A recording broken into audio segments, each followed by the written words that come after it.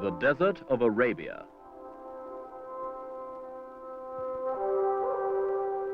There are 2 million square kilometers of it.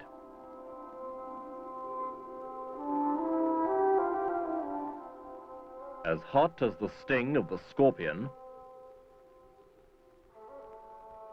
as capricious as the sudden start of the bird, and as shifty as the rat.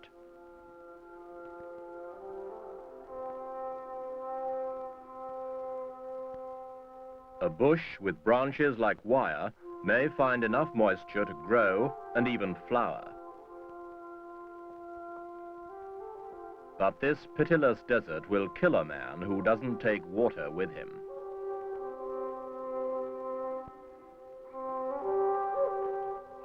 Even for the Bedouin Arabs who navigate it, the desert imposes its own conditions. The Bedouin way of life was not adopted for its picturesque quality, nor from any innate love of freedom. It developed as a way of staying alive.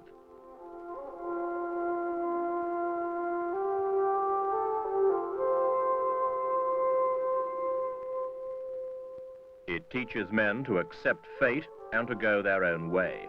It teaches them to trust their animals, to be content with little, to tread carefully, and to be wary of strangers.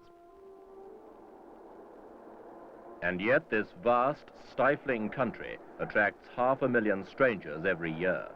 In this issue, Echo looks at a mysterious, contradictory nation, Saudi Arabia.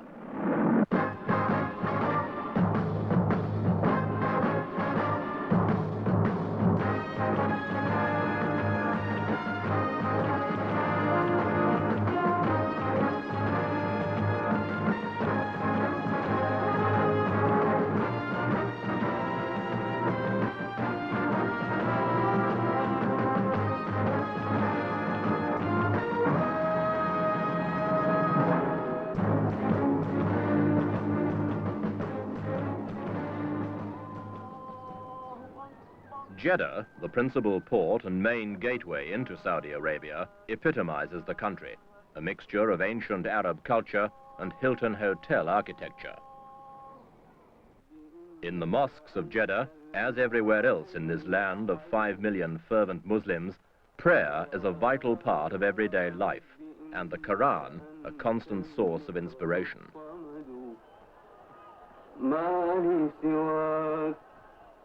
For of all the Muslim religion's 700 million adherents, none keep the faith more strictly than the Saudi Arabians.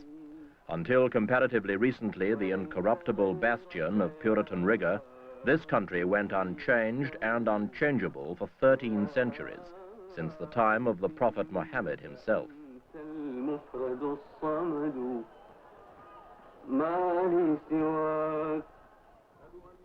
But if it looks to the heavens for spiritual riches, it looks now to the earth for its economic wealth. For centuries, the small city of Jeddah and others like Medina and Mecca were the only settlements and sources of trade and revenue in a patchwork collection of deserts and quarreling tribes. It was not until the turn of this century that an Arab ruler, Abdul Aziz ibn Saud, began to piece together this jigsaw to make one kingdom.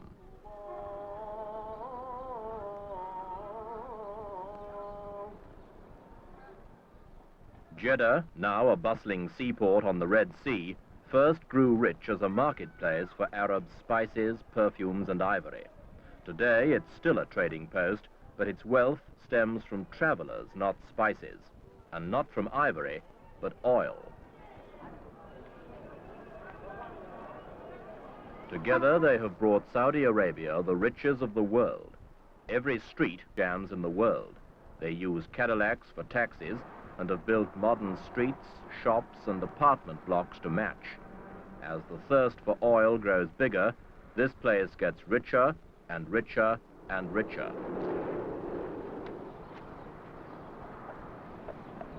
Such incredible wealth has fundamentally changed this once dusty little town and its people. Western money has brought Western attitudes along with it. In a generation, a new society has been created and Bedouins have become businessmen. Sheikh Ashmawi's family once sold camels. He's in computers.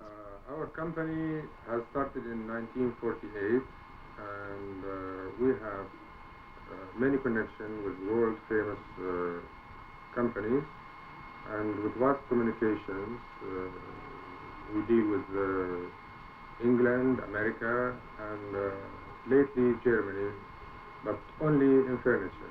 As my wife is German, she is taking this as her personal hobby, and she is running our stores as far as the furniture is concerned. She does the buying, and she is completely responsible for this aspect of our business.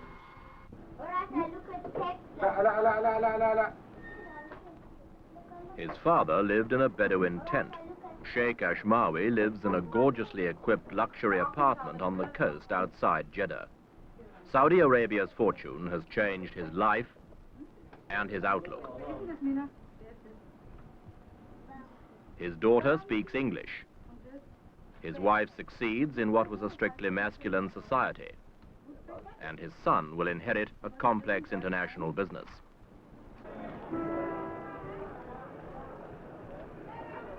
Men like Sheikh Ashmawi have mastered the intricacies of trading oil for imports of raw materials. These are needed for a rapidly expanding 1,000 Yemenis provide the muscle for the new Saudi Arabian economy. Oil provides the capital.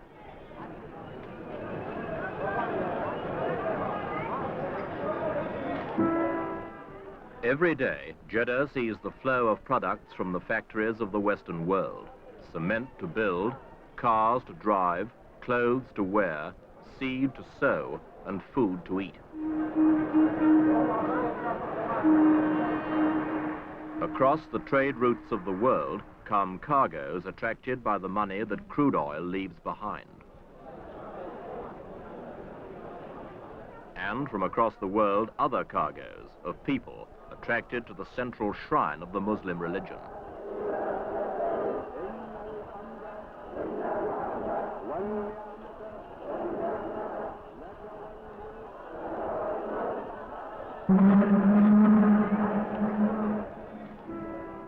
More than 500,000 people come to Saudi Arabia every year in fulfillment of their sacred duty to make the pilgrimage to Mecca at least once in their lifetimes.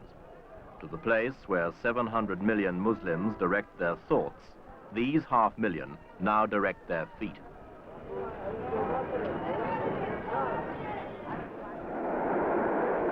They used to come by camel, now they come by comet. Jeddah Airport, where the temperature is 120 in the shade. To land here is to be hit by a suffocating blast of heat, but to land here is also to be cleansed. From French Africa, Guinea, Afghanistan, Algeria, Malaya, India, Bulgaria, Yugoslavia, Czechoslovakia, and Spain. Journeys that once took weeks now take hours. Once a year they make the pilgrimage, the Hajj, to keep faith with Muhammad.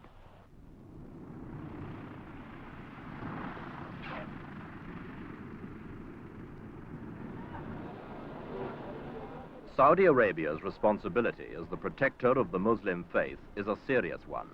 A separate ministry of pilgrimage has been created to supervise the smooth running of the Hajj and the welfare not only of the 500,000 who make the trek from overseas, but also the other 500,000 who make the journey from within Saudi Arabia itself.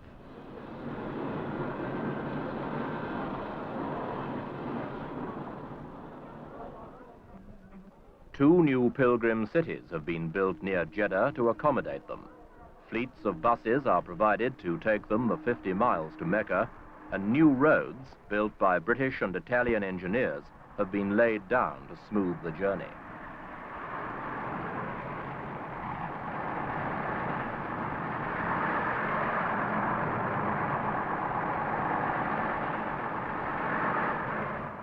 A century ago, making this dash across the desert meant risking attack from nomadic raiders who grew rich on loot they took from the caravans of the faithful. The descendants of the nomads still grow rich from the pilgrims, however, since an estimate for the revenue from the last Hajj is put at more than $120 million. Yet Saudi Arabia increasingly regards the Hajj as less of a money spinner and more of a sacred responsibility. Last year, the kingdom spent $25 million on new facilities such as medical centers, sanitation, and new roads, over 100 miles of them, all leading to Mecca.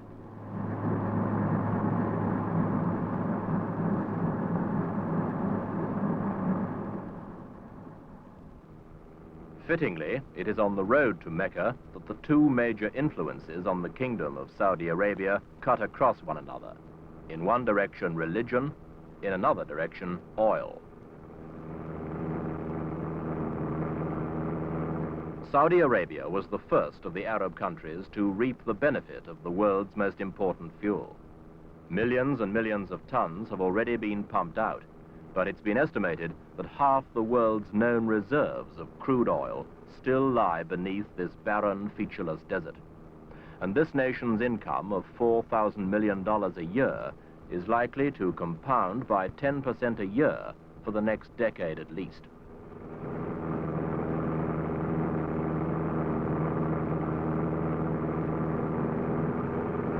The gigantic Ghawar oil field alone, which is 255 kilometers long and 20 kilometers wide, contains more oil than all the wells in the United States. In all, Saudi Arabia produces 5 million barrels of oil a day, enough to fill 60 supertankers every week. All this abundance of fuel, and yet the factories of Western Europe, North America, and Japan gulp it down as fast as it can be pumped out of the ground.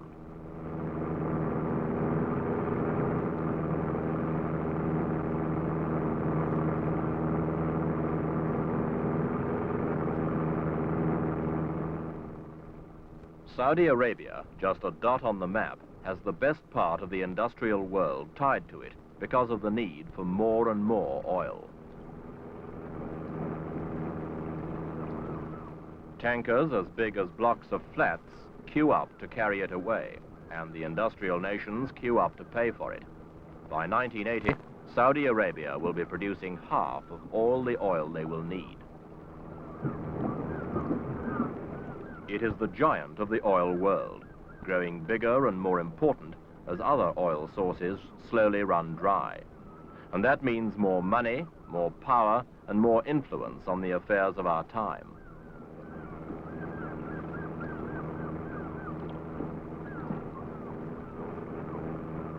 An accident of birth made Saudi Arabia the cradle of the Muslim religion. An accident of nature provided it with almost unlimited wealth. To paraphrase an old Bedouin salutation, God has smoothed Saudi Arabia's path.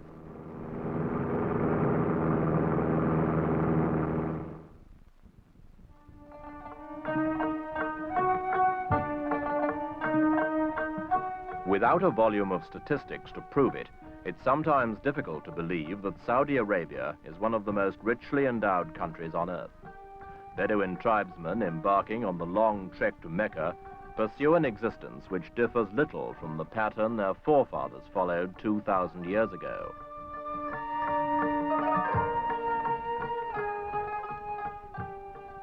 They come from Saudi Arabia's empty quarter, a seemingly endless expanse of sand where nature is capricious and shifty, a land of searing heat and occasional rainstorms, where the very shapes of the sand dunes are continually changed by the winds, where oases which were sweet one year are bitter the next, where to plant a seed is an act of hope, and to see it wither away before bearing fruit is not to be surprised.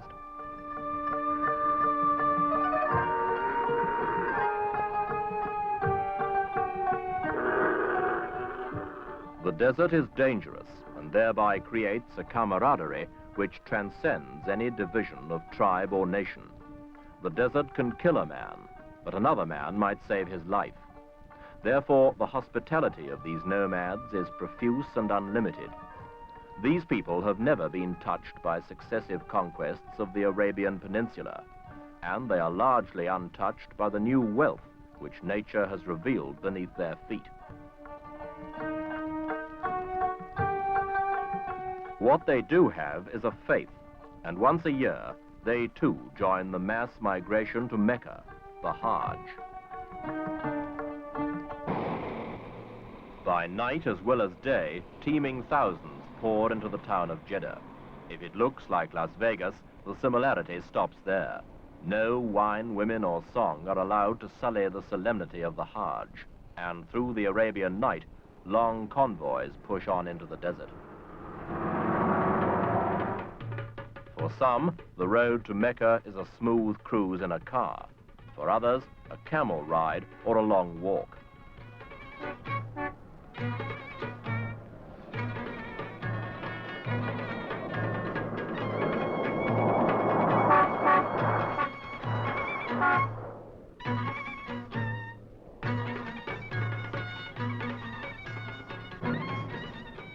What they have in common is a deep-rooted urge to answer the call of Mecca at least once in their lives.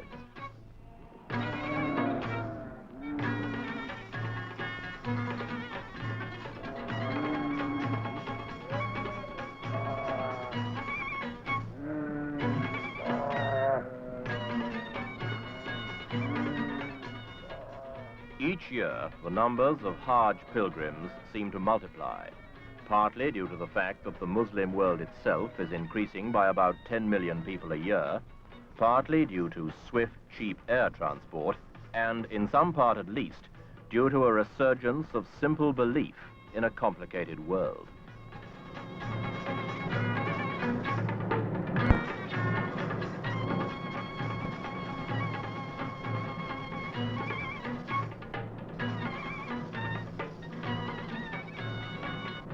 In this wild country, the immovable, in the form of the Muslim faith, meets the irresistible, in the form of 20th century change. But it seems to make little impression on the old.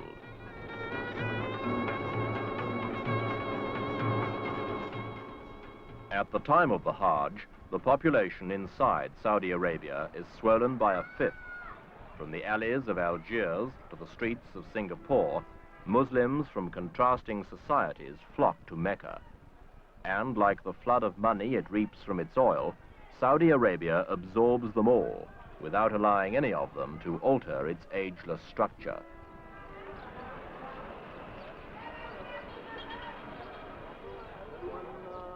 At the gates of Mecca stands the tented city. Here on the plain of Arafat, the pilgrimage of the Hajj reaches its climax. From here, the ritual begins.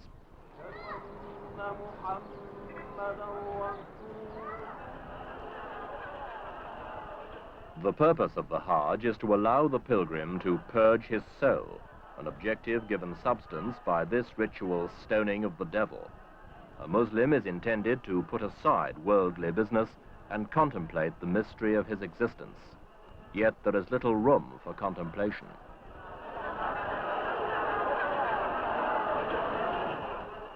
At the core of this sacred edifice, the sheer weight of numbers makes it difficult to sustain the basic simplicity of the pilgrimage to Mecca. What was once an opportunity for a man to ponder the marvel of Muhammad's teachings, which began here and now influences 1/5 of the world, has taken on the appearance of a gigantic package tour.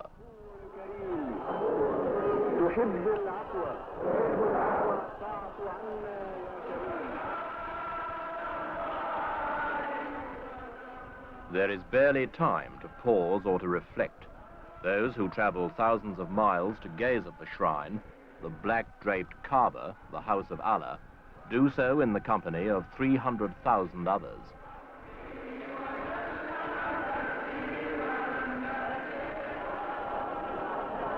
The first to perform the rituals at the opening of the Mecca rites is King Faisal ibn Abdelaziz. He comes to kiss Abraham's stone, a meteorite now worn smooth by the lips of unrecorded millions. And once His Majesty has performed the act of faith, lesser mortals may follow.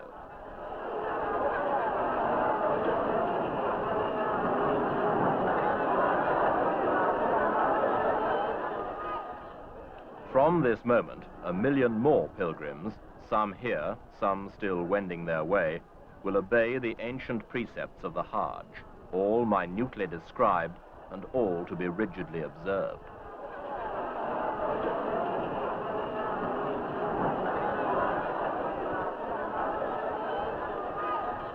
And none follow them more willingly than this fiercely religious king. After observance of the ritual, the prayers, and the vows of obedience to the scripture of the Prophet Muhammad as written in the Quran, comes the final act, 7 circuits on foot around the Kaaba itself.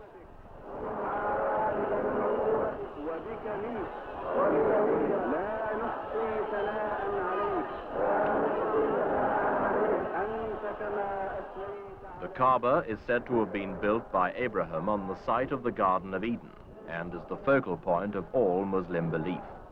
To abandon this place, Muhammad said, would be to signal the very end of the world.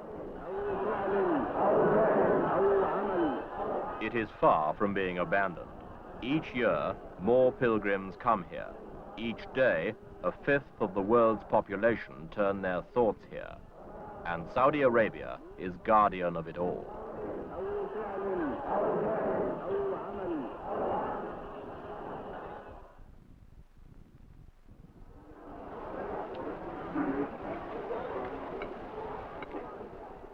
Saudi Arabia and its ruler, King Faisal, rightly regard themselves as the stewards of the Muslim faith. Yet the annual pilgrimage of Muslims, the Hajj, serves more than simply a religious purpose for king and kingdom. It serves as a reminder that Saudi Arabia is a potent force in the Arab world and beyond. Faisal, a 64-year-old monarch who assumed the throne 9 years ago, is firmly anti-communist. He believes communism to be the mortal enemy of Islam. Saudi Arabia has no diplomatic relations with any communist state. The Russians seem equally eager to label Islam a tool for class oppression, despite there being 30 million Muslims within the Soviet Union. During the Hajj season, however, all Muslims, even those of communist states, can enter the kingdom to fulfill their religious duty. The delegation from the Soviet Union usually numbers fewer than 24 persons. While the foremost advocate of Islamic solidarity, Faisal refuses to support or condone the excesses of Palestinian terrorists, and unlike his predecessors, he is applying the wealth brought by oil to the good of his people. Faisal greets foreign dignitaries during their visits to Mecca, taking the opportunity to mix politics with religion in a new and powerful combination.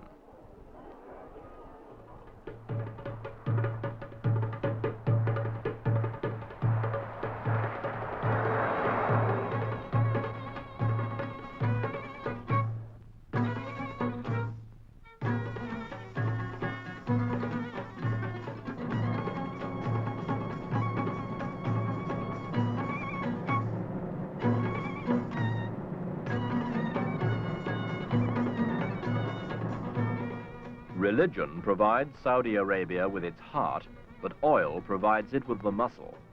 The one without the other would render Saudi Arabia either pious and poor or rich and isolated. But together, they have enabled it to become a treasure chest for the Arab cause, an outpost of anti-communism, a fuel pump for the industrial West, a rallying point for the Third World. But above all, Saudi Arabia is the guardian of the Muslim religion, the defender of the faith, the focal point of the belief. And it is to this that the kingdom has clung most closely. It accepts 20th century technology and the benefits it yields, but it will have nothing to do with the more doubtful qualities of our age. It has one foot in the contemporary world, but the rest of it remains 13 centuries away. It seeks and achieves a place in the sun, but draws a discreet veil across its face, in the best Muslim tradition.